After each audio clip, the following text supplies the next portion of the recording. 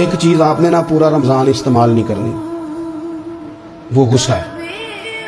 سارے روزے نا یعنی بالکل عین افطاری کے وقت بھی کوئی بندہ غلط بات برداشت، کون سی بات کرنی ہوتی ہے؟ صحیح کہ غلط؟ صحیح کو تو برداشت کرنے کی ضرورت ہی نہیں ہوتی، برداشت کرنی غلط بات ہوتی ہے۔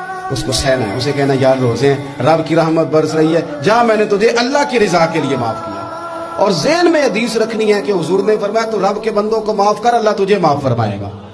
رمضان شریف میں اور سعادت کے ساتھ اور پیار کے ساتھ، اور غیبت نہیں کرنی کسی کی بھی، کسی ادارے کی نہیں، کسی بندے کی نہیں، غیبت نہیں کرنی۔ آپ کو حدیث میں ملے گا کہ نبی پاک علیہ السلام نے کچھ بیویوں سے کہا تھا کہ تم نے تو روزہ توڑ دیا ہے اور تم نے حلال کے ساتھ رکھا تھا، حرام کے ساتھ توڑ دیا۔ یا رسول اللہ کس طرح؟ فرمایا غیبت نہیں کی تم نے، مردہ بھائی کا گوشت نہیں کھایا۔